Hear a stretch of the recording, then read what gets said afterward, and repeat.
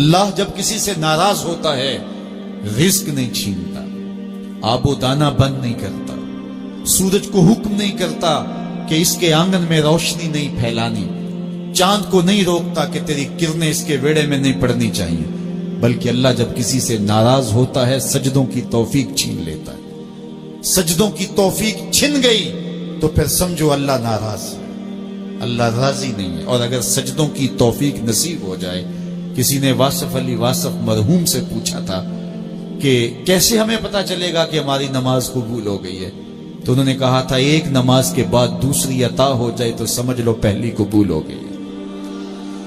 تو نمازوں کا نصیب ہونا یہ اللہ کی رضا اور اللہ کی خوشنودی کی دلیل ہے، اور سجدوں کی توفیق کا چھن جانا یہ اللہ کی ناراضگی کی دلیل ہے۔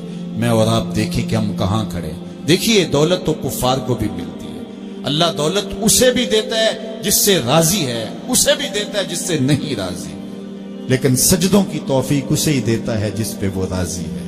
تو 5 گانا نماز شعار زندگی بنا لیجئے، نماز قضا نہ ہونے پائے۔ قیامت کے دن بے نمازی اس صف میں کھڑا ہوگا جس صف میں نمرود کھڑا ہوگا، جس صف میں حامان کھڑا ہوگا، قارون کھڑا ہوگا، شداد کھڑا ہوگا۔ مجھے بتائیے ہم میں سے کوئی یہ گوارا کرتا ہے ہم اس صف میں کھڑے کر دیے جائیں جہاں دشمنان خدا کھڑے ہوں؟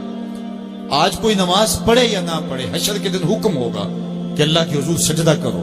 ہر کوئی سجدہ کرنا چاہے گا، جو نہیں پڑھتا وہ بھی کرنا چاہے گا، لیکن بے نمازی کی کمر اکڑ جائے گی، وہ آرزو رکھنے کے باوجود سجدہ نہیں کر پائے گا۔ قرآن بتاتا ہے کچھ لوگ جہنم کو دھکیلے جا رہے ہوں گے، انہیں کچھ لوگ پوچھیں گے ما سلککم فی سقر، تم جہنم کو کیوں جا رہے ہو، کیا ہوا تمہیں؟ تو وہ جواب میں کیا کہیں گے؟ لم نک من المصلین، ہم نماز نہیں پڑھا کرتے تھے۔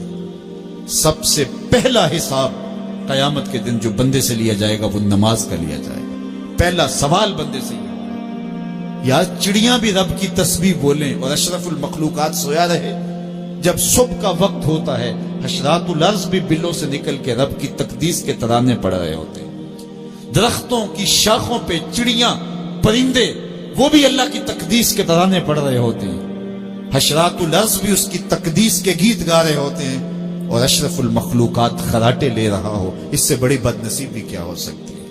آئیے 5 گانا نماز شعار زندگی بنا لے۔ اس مجلس میں اگر کوئی بے نمازی ہے تو آج عزم مصمم کر کے یہاں سے لوٹے کہ آج کے بعد نماز نہیں چھوڑوں گا، اور اگر آپ 5 گانا نماز کی عادت رکھتے ہیں تو آپ کو مبارک ہو، لیکن یہ عزم کر کے جائیے اپنے گھروں میں، اپنے اعزاء و اقرباء اور اپنے دوستوں میں اس زور سے تلقین اور تاکید کریں گے نماز کی کہ وہ پکے نمازی بن جائیں گے۔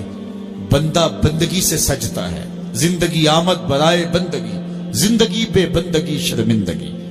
اگر زندگی میں بندگی نہیں تو زندگی کے پلے ہے کیا؟ علماء نے لکھا ہے کہ یہ سارے درخت حالت قیام میں ہیں، چوپائے حالت رکوع میں ہیں، مینڈک تشہد میں ہے، اور حشرات الارض سجدے میں ہے، اور انسان اشرف المخلوقات ہے۔ اس کی عبادت میں درختوں کا قیام بھی رکھا گیا، اور رکوع بھی رکھے گئے، اور سجدے بھی رکھے گئے، اور قعدے بھی رکھے گئے، اس لیے تاکہ اس کی عبادت تمام مخلوقات کی عبادات کی جامع بن جائے۔ لیکن اس کے باوجود اللہ کے حضور سجدہ ریز ہونا پسند نہ کرے تو بتائیے کیسے رحمتیں اس کے اوپر کریں گی؟ خوش نصیب تو وہ ہیں جو 5 گانا نماز ادا کرنے کے بعد تہجد بھی قضا نہیں ہونے دیتے، سجدوں سے اللہ کے حضور حاضری پیش کرتے ہیں۔ سب سے زیادہ بندہ اللہ کے اس وقت قریب ہوتا ہے جب سجدے میں سر رکھا ہوا ہوتا ہے۔ انسان کے اشرف اعضاء اس کے سر میں ہیں، بولنے کی قوت زبان سر میں، دیکھنے کی قوت آنکھیں سر میں، سونگنے کی قوت ناک سر میں، چکھنے کی قوت زبان سر میں، سننے کی قوت کان سر میں، سوچنے کی قوت دماغ سر میں، اور سر مالک کے در پہ۔ ناک بھی رگڑ رہا ہے، پیشانی بھی رگڑ رہا ہے، اور زبان سے کیا کہہ رہا ہے؟ سبحان ربی الاعلی، مالک مجھ سے نیچے کوئی نہیں، تیرے سے بالا کوئی نہیں۔ انسان کو بندگی کا ذوق جب نصیب ہو جاتا ہے، جب اس کے حضور بندہ جھکنے لگ جاتا ہے تو پھر وہ کسی کے آگے نہیں جھکتا۔ وہ ایک سجدہ جسے تو گراں سمجھتا ہے 1000 سجدے سے آدمی کو دیتا ہے نجات۔